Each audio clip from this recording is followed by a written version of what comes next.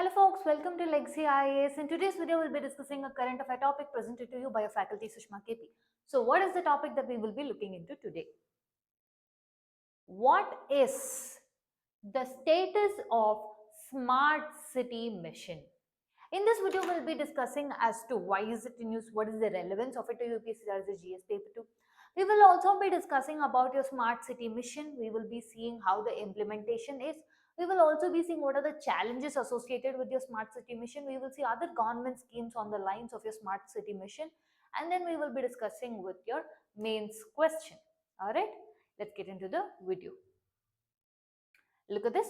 Why did the implementation of smart cities bypass local government and depend on special purpose vehicle? This is what we will be discussing in the course of the video.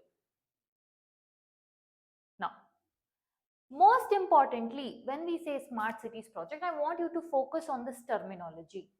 Smart cities, when did this first come in? Post your 2008-2009 financial crisis.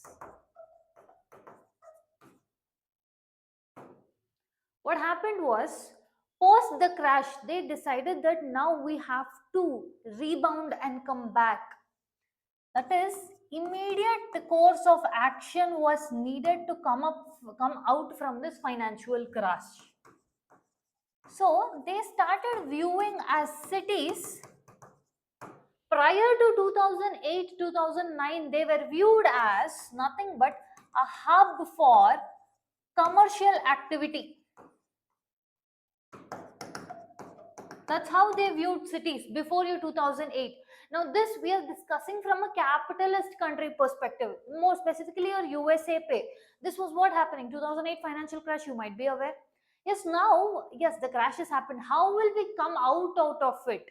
That is where they started with this concept that we have to focus on these cities not anymore as just your hub for commercial activity, but we have to induce them in the same concept and model like how we see the silicon cities. As the name itself says, silicon cities, which means technology, emerging technologies are used, right? So here the cities will be incorporated with ICT, information computer technology, wherein all the issues, challenges, etc. regarding your urban mobility, waste management, water management, sewage management, energy management, so effective resource management. The mantra behind your smart cities concept began more from less. That is, effective waste management, effective resource management, judicious resource usage, so that with limited whatever resources that we have, we either do updations to that or use that in a very smarter manner so as to not do wastages. Understanding? So this brought in a concept of the cities being transformed from mere commercial activities to a zones which were coming or taking this financial crash into a new direction. That is, they changed from financial crash to financial zones. So this brought in the concept of smart cities. This was your definition of smart city that originated. India also tried to adopt the same model and introduce the smart city project or your smart city mission in your 2015. So the whole point of smart city mission from India perspective was, we will select few cities. In that we will pick zones, develop that. How will you develop that? That is, you will give core infrastructure facilities to the citizens. You will make sure you will optimize the resource utilage.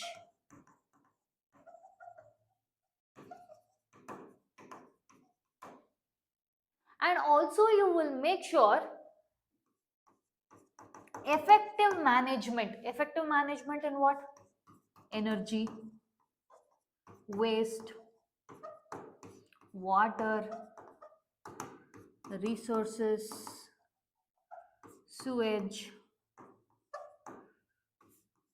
traffic, congestion, pollution, mobility. So, all of this has to be integrated. That is, all the issues that urban areas have should be dealt with utilization of smart technologies. In other words, they defined smart city is equals to utilization of smart solutions. One of the drawbacks of the scheme is they never defined what contributes or what does smart city mean. They had all these objectives, but they did not define a smart city.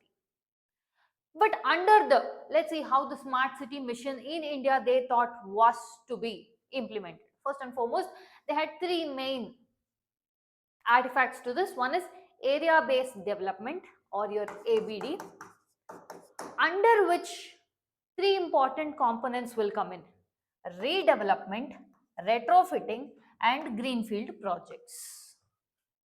What does redevelopment mean? In an area, in a city, now if I take a city, this smart city doesn't mean complete city I will develop. I will pick pockets in that. In an area, whichever place, that is existing structures, existing infrastructure. So basically, whatever is already existing, I will try to make it work efficiently so that it will help the people, it will help me deal with these objectives, but at the same point of time, I shouldn't spend on again recreating the same infrastructure. So where I have, I should effectively use that. Again, the same mantra, more from less, maximum utilization from existing materials. That is your redevelopment. Next is retrofitting. Now your retrofitting also means that, let's say in certain cities, Bendi Bazaar in your Mumbai,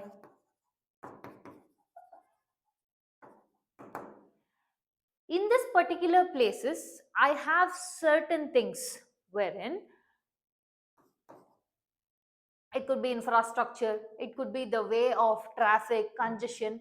I will devise or plan a model surrounding that so that it will be very effective for me to give a different outcome.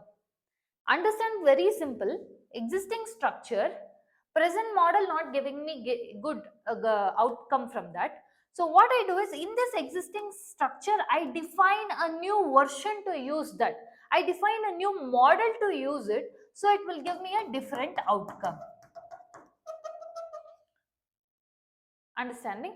So existing models which say, let's say some roads are not accessible, or there is a road has broken down, there is some congestion, potholes, so people have stopped using the road. So what I will do, I will repair that road. Or let's say there is some escalators, or there are some good structures, but they are not in use anymore because it has some issues. So I will repair that issues, I will bring it back to the use. Next is your greenfield projects. In the smart cities area place where I've picked, I will develop. In these cases, it was all about using the infrastructure what already is there, or in the second case where if infrastructure is spoiled or anything, I will repair it and try to use it. But in the greenfield projects, I will build it from the scratch.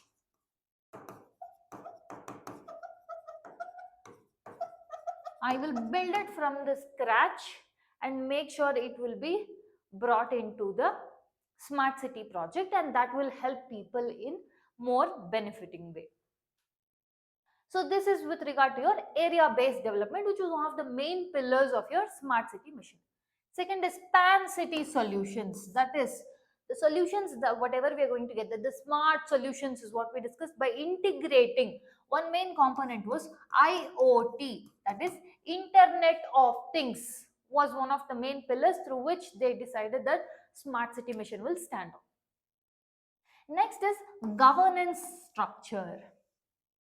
The way they thought of dealing with the smart city mission was to develop a SPV, special purpose vehicle, which will be brought under your Companies Act of 2013 to oversee this particular project rather than utilizing your local governance or your municipalities, which almost appeared like violative of your 74th Constitutional Amendment Act. So they brought in this special purpose vehicles to overlook all of this, and it almost looked like they bypassed the local bodies. It's not almost, it looked like they did. They bypassed the local bodies and they bought in this section. The reason the government offered as to why we did this was because they thought private, now this entity will operate, this SPV under your Companies Act will operate like a private company, which means they will be more doing it effectively and efficiently and also fast. That is what it was thought about. I told you the scheme was introduced in 2015 and it was to be completed by 2020, but it didn't. So they had to reschedule the date, and even now 2024 it is still not yet complete, but rather has come up with fresh set of issues. Understanding? So this meant that the holistic governance, if you need, then first and foremost is you have to include your local governance.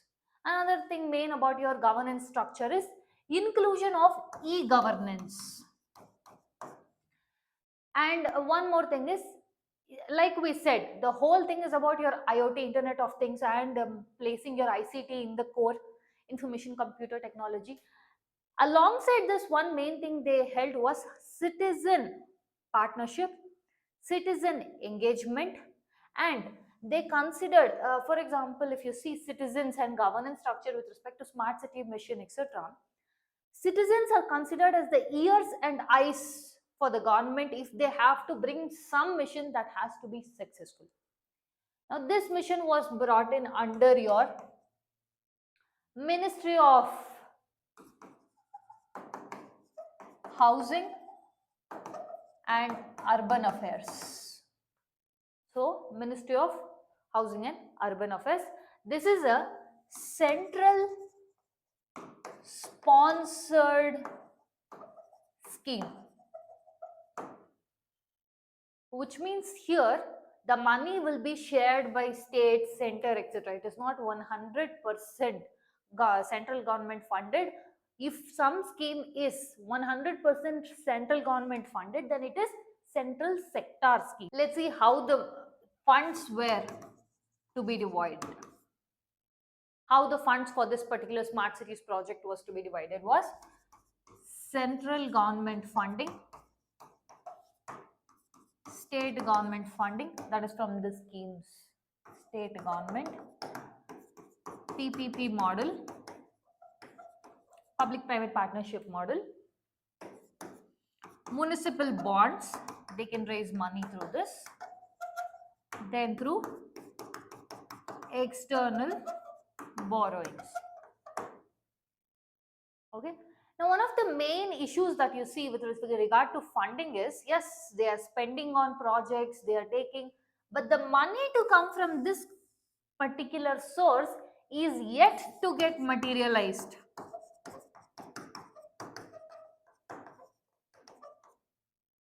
Understanding? Now we'll see what are the objectives of this smart city scheme.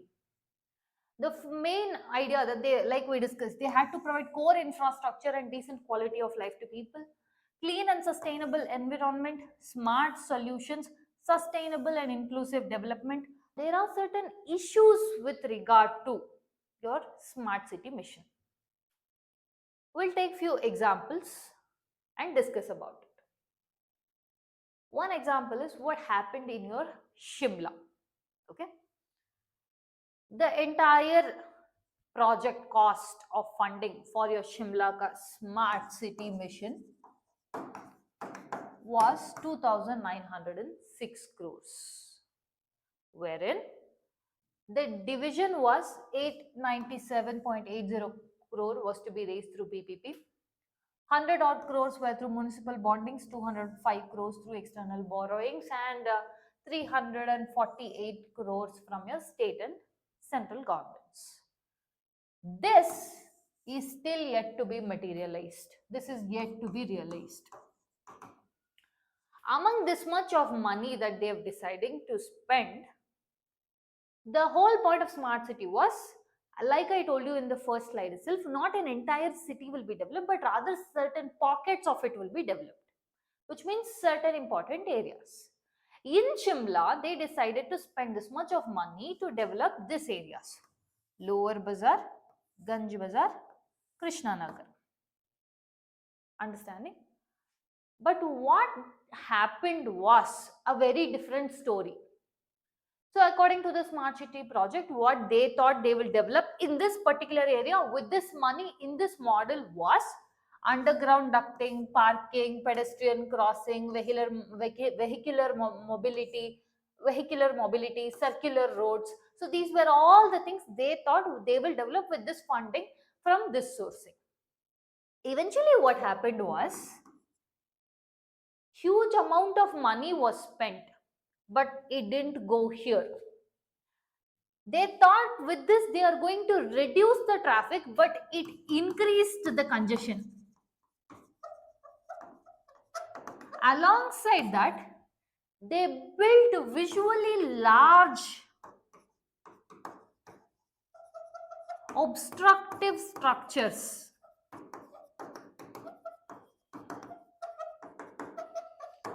See, one common model is one size does not fit all, or one solution doesn't fit all. The smart city concept, yes, it worked in your developed, your capitalist countries, and especially your US, Silicon City, etc. Fine. But when you see with regard to India, there are differences in our urban planning itself. One of the things about your Shimla is its scenic beauty. Yes or no? It is known for its scenic beauty. This is what attracts tourists here. Tourism boosts this particular state's GDP, and to do this, they should have taken a different approach. But what happens? Smart city project means everything has to be smart mobility, etc. They built large visual obstructive structures which were obstructing the scenic beauty of Shimla. Alongside that, okay, fine, is it serving the purposes? What were these obstructive structures? For example, they built large elevators, but these elevators are not even functional. So the structures are not functional, but at the same point of time, they are obstructing the scenic beauty, which is what is the main thing about Shimla, right? That is what is tourism. Tourists are attracted to this, and you build structures which are obstructing that view, then why would people want to come? So the one size fits all model doesn't work here. Instead of decreasing the congestion, traffic, etc., it increased the congestion. And huge amount of money was spent. You know on what the money was spent? For example, 2 crores were spent on flower pots. So this much of money is wasted without realizing the actual essence. So when you try to take in a model or a concept and try to emanate the same features for a country like India, where each city is different, each urban planning is different, then this is what the outcome will be. For example, with respect to your Chandigarh, they spent 196 crores in trying to develop just one small pocket area 43. This much amount was spent. Understanding how the challenges of smart city mission is on pen and paper, in theory it appears differently, but on reality is appearing very, very different. Now, we will see what are the challenges that is faced by a smart city mission. First and foremost, lack of clarity in definition. Like we explained, smart city is not defined. What contributes to smart city? And in one city, if it contributes to that definition, does it apply to all the cities? That is what the example that we saw with respect to your Himachal. See, multiple examples are there where good effects have also come. For example, in your retrofitting model, one of the pillars, we saw gift city. Yes. But at the same point of time in the Chandigarh, we also saw area 43 pe how much spending was done. It is more of top down approach rather than it should be from bottom up approach.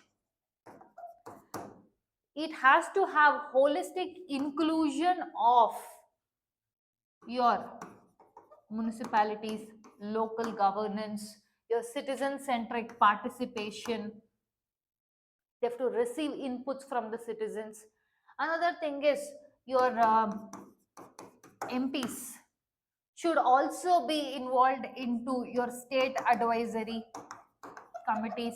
Alongside, they have to see the implementation also, so that they'll be more involved into it. And also, we said yes, it is a PPP model. Then you have to pick, you have to select a designated CEO and make sure that he has a fixed tenure and this is the set of work he is supposed to do in his tenure. So put good amount of timeline associated with this. Within this time, this project has to be completed. 2015 and 2024 tak it is not yet completed. Inadequate funding and scope, like we said in PPP model, this the PPP version of funding is yet to get materialized. Another thing is, we will see other government initiatives which were on the same lines. One thing is your Atal Mission for Urban Rejuvenation and Urban Transformation, or your Amrit scheme. Okay, this also deals with your water management, waste management, energy efficiency, controlling pollution. But this also launched around 2015, but this also hit a dead end here only: pollution, traffic, congestion. So basically, this was also to deal with your urban mobility, development of your urban areas. Then is a Pradhan Mantri Awas Yojana Urban. This is to provide affordable housing.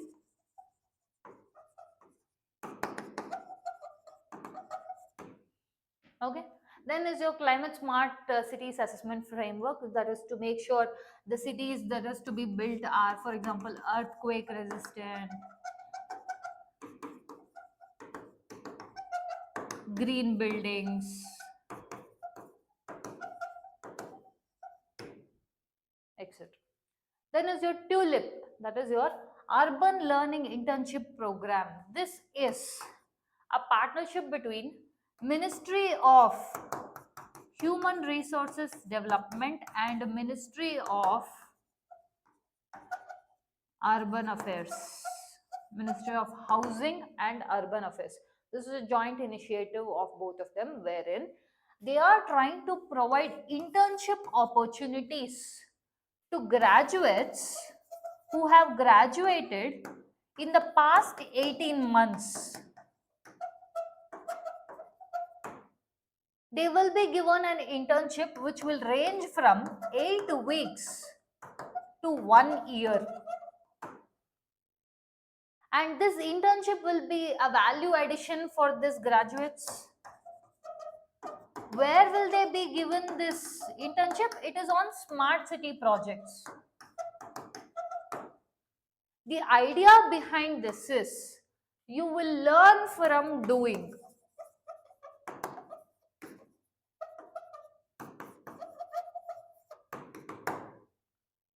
Then is your smart city mission. Okay, these are some of the government initiatives which are on line with your smart cities program. Next, now what are the ways that we can strengthen your smart cities mission? For example, your standing committee on housing and urban affairs have mentioned some of these changes that we have discussed. Providing a dedicated CEO, MPs should also become a part of your state level advisory forums and also overlook the project implementation also, so that it will be done in a timely manner. Then also about your capacity building and funding, and first and foremost you will involve citizen participation alongside including your local panchayats, that is including your local governance. Let's look into a mains question. Discuss the challenges faced by smart cities mission in India. Suggest measures to address these challenges and ensure the mission's effectiveness in promoting sustainable urban development. This is a question for which the answer is what we discussed throughout the course of the video. Understanding? Hope you like our content. We have reached the end of the content. If you like our content, subscribe to our channel, hit the like button and share it along with your friends. Thank you.